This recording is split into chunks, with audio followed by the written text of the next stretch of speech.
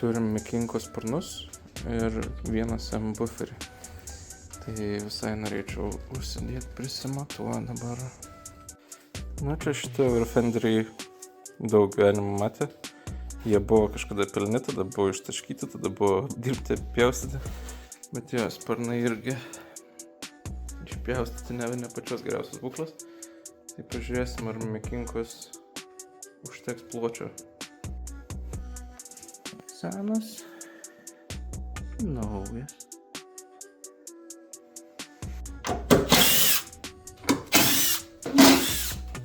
Ta proga, kad čia viskas išardyti ir čia viskas belekai užnerkšta. Tai ištraukiau kercheriuką, mažuliukas visai. Bet da chemiją supurkšiu ir biškį apsivalgysim.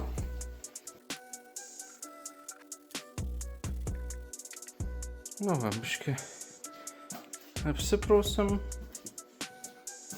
Kiek išėjo visur.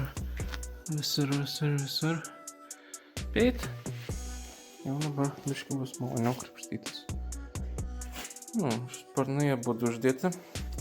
Neapsižiūrėjau perkant, ar buvo nulaužtas kampas, ar aš jį kažkur nulaužiau. Bet iš epoksidinių klijų padarytas kampiukas. Profesionaliai. Biškį tik tai prasišpakliuoju. Reikės tarpas biškį gal mažas, tai biškį atitraukti reikės sparniuką. Čia buvo trūkė irgi sutvarkyta. Ir. Bum, dabar buferį uždėti. Jie bus ladas.